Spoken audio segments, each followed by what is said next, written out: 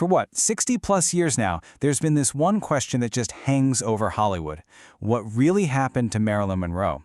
And to even get close to an answer, we can't just look at the icon. We have to go deeper, back to the woman she was before all the fame and before the mystery. Wow, that quote, it just says it all, doesn't it? It captures the absolute tragedy of her entire life. To go from this unwanted child to, well, one of the most unforgettable stars ever, and for her story to end in this huge puzzle that, let's be honest, we're still trying to solve. So, that's exactly where we're going to start. To make any sense of the end of her story, you really have to go all the way back to the beginning. Back to a little girl named Norma Jean. 12. Think about that number for a second. That's roughly how many different foster homes a young Norma Jean was shuffled between. It's such a stark, powerful symbol of the kind of instability that was just the bedrock of her childhood. Yeah, her early life was it was filled with trauma. She was born to a mother who was institutionalized for severe mental illness, which basically made Norma Jean a ward of the state. And that first marriage, the one at 16, that wasn't some fairy tale romance. No way. It was an act of desperation, a way to avoid being sent right back to the orphanage. And this quote, it just tells you so much about who she was deep down. Can you picture it? From her orphanage window, she could literally see the RKO Studios water tower. That wasn't just a building to her. It was this huge symbol of a dream she was absolutely determined to make real. It was a promise she made to herself.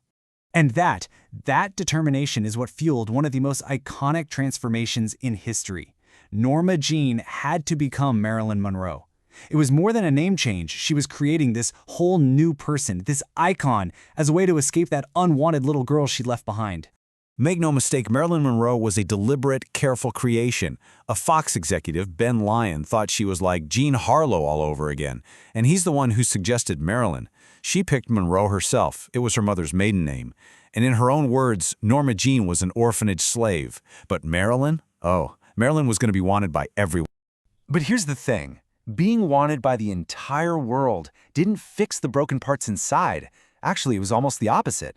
The higher her star rose, the more intense her personal struggles became.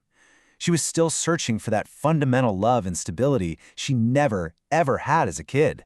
And you see it so clearly in her marriages. She married two absolute American icons, right? But neither of them could really accept all of her. You had the baseball legend, Joe DiMaggio. He wanted a quiet housewife, not a global superstar.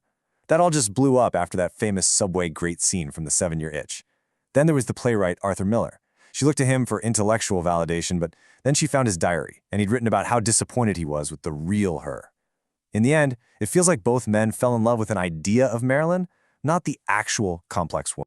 And while the world was busy labeling her as this dumb blonde, Marilyn was anything but.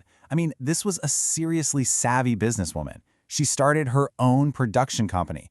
Do you realize how radical that was for a woman in the 1950s? She did it to fight the studio system and get creative control. And her Golden Globe for Some Like It Hot, that wasn't just some award. It was proof of a talent she studied and worked on relentlessly with coaches like Lee Strasberg. Okay, so this brings us to her final years. And this is where things get really intense. Her personal turmoil, the pressures of her career, and some very, very powerful connections all started to mix together into this incredibly volatile and, frankly, dangerous cocktail. I think we all know this moment, that Happy Birthday, Mr. President performance. It happened just a few months before she died, and it basically took a private rumor and blasted it onto a national stage. But you know what's truly chilling?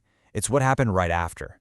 In the weeks following that performance, both JFK and his brother, Robert Kennedy, just cut her off, abruptly. All contact gone. So her final 24 hours, it's just this timeline of deeply unsettling events. Her days started with these threatening phone calls, people telling her to leave Bobby alone. Later, she makes this slurred, kind of cryptic goodbye call to Peter Lawford. But the most critical piece of this whole puzzle might be this.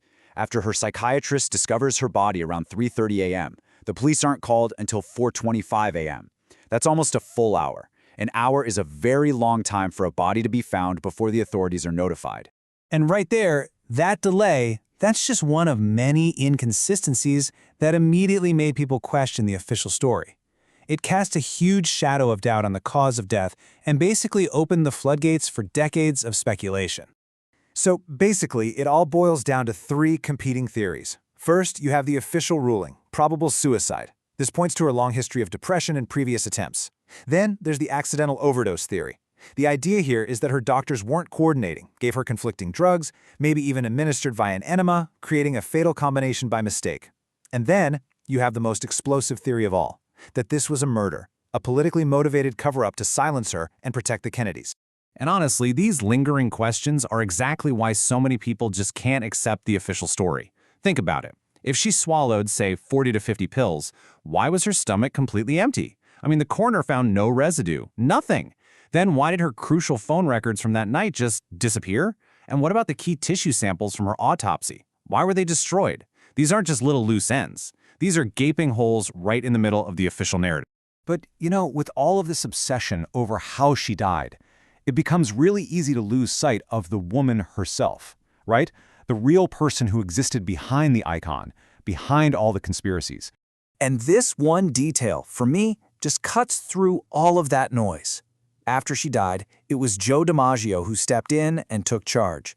He banned almost all of Hollywood from her funeral, flat out blaming the industry for what happened to her. And then, for 20 years, he had roses delivered to her grave 3 times a week. He wasn't focused on the mystery. He remembered the woman. Look, at the end of the day, we may never truly know what happened on that August night back in 1962. The world is still asking how she died.